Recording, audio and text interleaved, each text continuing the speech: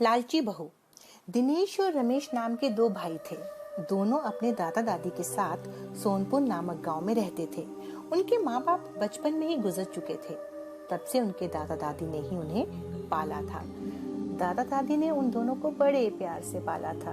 अब दोनों शादी के लायक हो चुके थे। इसीलिए एक दिन दादाजी ने दिनेश से कहा, बेटा दिनेश, अब मैं बूढ़ा हो चुका हूँ। मैं अब चाहता हूँ कि तुम शादी कर लो ताकि तुम्हारी दादी को भी थोड़ा आराम मिल जाए। लेकिन दादाजी, अभी अभी तो मैंने अपनी पढ़ाई पूरी की है। पहले कोई नौकरी कर लूं, उसके बाद देखता हूँ। इतने में उसकी दादी भी आ जाती है। वो दिनेश से कहती हैं, देख बेटा दिनेश, तेरी बात तो सही है, पर हमारा खेती का काम भी तो है, तो इसे क्यों नहीं संभालता? नहीं दादी, मुझे खेतों के कामों में कोई भविष्य नहीं दिखता। मैं तो कुछ और ही करना चाहता हूँ। इतने में रमेश भी आ जाता है और अपने भाई से कहता है, हाँ भैया, दादी ठीक ही तो कह रही है। मैं भी खेती का काम करता हूँ। अगर हम दोनों मिलकर काम संभाल लेंगे तो बहुत कुछ कर सकते हैं। दिनेश को खेती के कामों में कोई रुचि नहीं थी। रमेश ही सारा काम देखता था।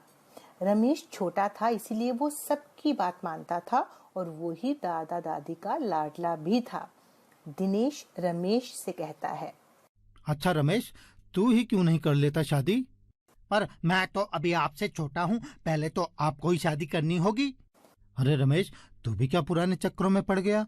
दादाजी कहते हैं, अरे दिनेश, ये तू क्या कह रहा है बेटा? बड़े भाई के होते हुए छोटा भाई कैसे शादी कर सकता है? गांव वाले क्या कहेंगे? हाँ बेटा, लगता है ज्यादा पढ़ाई लिखाई ने तेरी बुद्धि खराब कर दी है, तभी तो तू ऐसी बातें कर रहा है। बहुत देर तक चारों बातें करते रहते हैं और फिर सब अपने अपने कामों में लग जाते हैं। रात को सब अपने अपने कामों में वापस आ जाते हैं और सब साथ बैठकर खाना खा रहे थे। तभी दिनेश कहता है, दादाजी, मैं शहर जाना चाहता हूँ। मेरे एक दोस्त ने मुझे वहां बुलाया है। पर क्यों बुलाया, तूने पूछा नहीं क्या? नहीं दादाजी, वो कह रहा है शहर में बहुत अच्छी नौकरी है जो वो मुझे दिलवा सकता है। दादाजी कहते हैं, ठीक है बेटा, जैसा तुझे ठीक लगे वैसा कर लो। कुछ देर में दादा दादी अपने कमरे में चले जाते हैं और सोने लगते हैं। तभी रमेश उनके पास आता है और उनके पैर दबाने लगता है। दादा दादी को ये देखकर बहुत अच्छा लग रहा था। दादी रमेश से कहती हैं, अरे बेटा रमेश, तू हमारे पैर दबाना अब तक नहीं भूला? तू बचपन से ही ऐसा करता आ रहा है। हाँ दादी, मुझे आपके पैर दबाना बहुत अच्छा लगता है। फिर दादा दादी कहते हैं, जा बेटा, अब तू सो जा। बहुत थका हुआ होगा। जा बेटा, आराम कर। रमेश अपने कमरे में चला जाता है और सो जाता है। अगले दिन दिनेश शहर के लिए सुबह ही निकल जाता है। वो अपने दादा दादी को बताकर भी नहीं गया।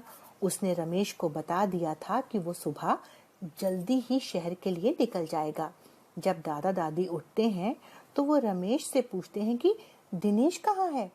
तो रमेश कहता है कि वो तो सुबह ही शहर के लिए निकल गए।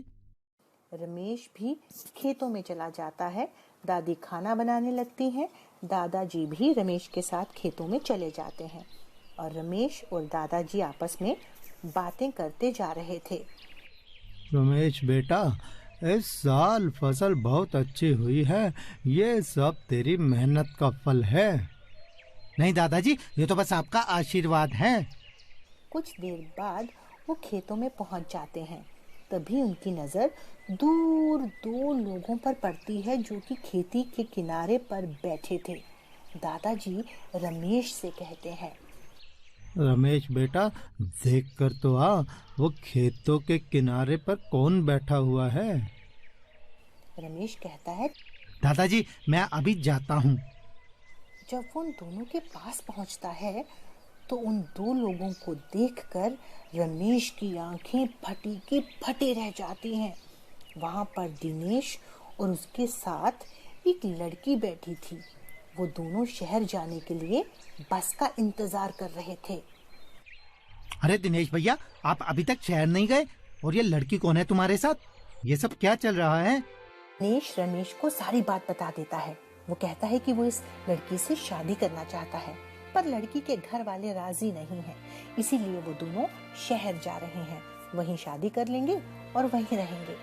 रमेश जब ये सुनता है तो उसे बड़ा धक्का लगता है, क्योंकि अभी कुछ दिनों पहले ही उसने दादाजी से कहा था कि वो शादी नहीं करना चाहता है, और उसने लड़की वाली बात दादा दादी से छुपाई थी। दिनेश सारी बातें दादाजी को बताने से मना करता है। रमेश वापस आ जाता है। दादा अपने काम में लगे हुए थे। रमेश वापस आता है और दादाजी से कहता है, 2 लोग हैं जो शहर जा रहे हैं। फिर वो भी काम में लग जाता है। रमेश को समझ नहीं आ रहा था कि वो दादाजी को ये बात कैसे बताए, और ना बताए तो ये उन दोनों से धोखा होगा। शाम हो जाती है, वो दोनों घर पहुंच जाते हैं। हिम्मत करके वो सारी बात दादाजी को बता देता है। पहले तो दादाजी गुस्सा होते हैं, फिर रमेश उन्हें समझाता है और दादाजी मान जाते हैं। कुछ दिनों बाद दिनेश उस लड़की से शादी करके वापस आ जाता है। दादाजी उन दोनों को आशीर्वाद देते हैं, पर दादी थोड़ी नाराज थी कि दिनेश ने ये सब बातें उन्हें नहीं बताई। कुछ दिनों तक तो सब ठीक ठाक रहा, लेकिन कुछ दिनों बाद उस लड़की ने अपने रंग दिखाना शुरू कर दिया। वो रमेश के साथ बड़ा बुरा बर्ताव करने लगी। उसकी नजर जायदाद पर थी। वो चाहती थी दादाजी के मरने से पहले सारी जायदाद का बंटवारा हो जाए। इसीलिए वो दिन रात दिनेश को भड़काने में लगी रहती। उसके मन में लालच ने घर कर लिया था। अब वो दादा दादी को भी रमेश के खिलाफ भड़काने लगी थी, क्योंकि उसे लगा रमेश दादा दादी का ज्यादा लाडला है। कहीं ऐसा ना हो वो सारी जायदाद रमेश के नाम कर दे, क्योंकि दिनेश तो घर के काम काजों में कोई दिलचस्पी लेता ही नहीं था। तो बस वो तो अपने में ही मस्त रहता था। कुछ दिनों बाद दादा दादी समझ गए कि उनकी बहू बहुत लालची है। वो सारी जायदाद खुद ही हड़पना चाहती है। एक दिन की बात है, रमेश खेतों पर गया हुआ था और दिनेश भी घर पर नहीं था, और लालची बहू का लालच चरम पर पहुंच गया था। तभी मौका देखकर वो दादा दादी से कहती है, देख बुढ़िया, अगर तूने ये सारी जायदाद मेरे पति के नाम नहीं की तो मैं ऐसा कुछ करूंगी कि तुम्हारा बेटा ही तुम्हें घर से निकाल देगा। दादी ये सुनकर झटका खा जाती हैं कि अचानक उनकी बहू इतनी बदल कैसे गई। इतने में दादाजी भी कहने लगे, अरे बेटी ये कैसे बातें कर रही हो, चुप कर बुड्ढे, नहीं तो मुझसे बुरा कोई नहीं होगा। मैंने तेरे उस निठल्ले बेटे से इस जायदाद के चक्कर में ही शादी की, और वो बेचारा समझता है कि मैं उससे बहुत प्यार करती हूँ। बेवकूफ कहीं का। दादा दादी के तो जैसे पैरों के नीचे से जमीन ही खिसक गई हो। कुछ देर बाद रमेश घर आता है।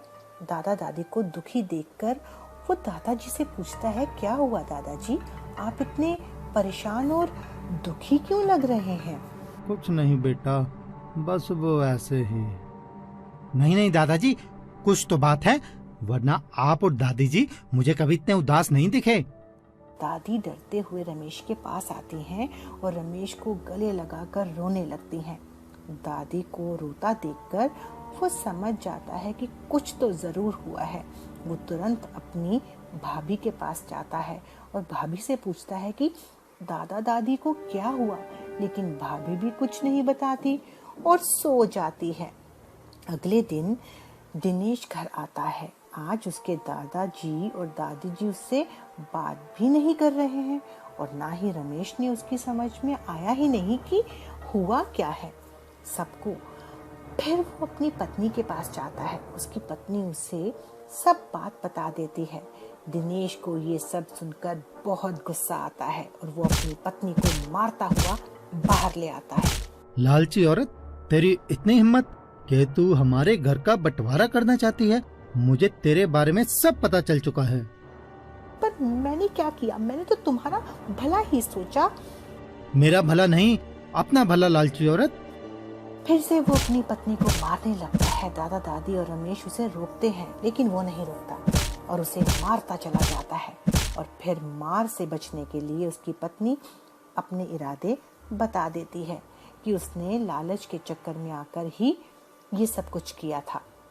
मुझे माफ कर दो, अब मैं ऐसा नहीं करूंगी। मैं हमेशा दादा दादी की सेवा करूंगी और रमेश को भी अपने छोटे भाई के जैसे ही समझूंगी।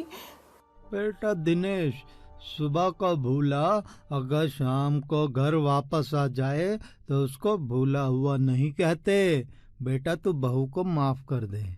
ठीक है दादाजी, अगर आप सबकी यही इच्छा है तो मैं इसे माफ कर देता हूँ। लालची बहू अब एक बहुत अच्छी बहू बन चुकी थी। वो अब दादा दादी की सेवा करती थी। अब उसने घर भी अच्छे से संभाल लिया था। अब सब कुछ ठीक हो गया था।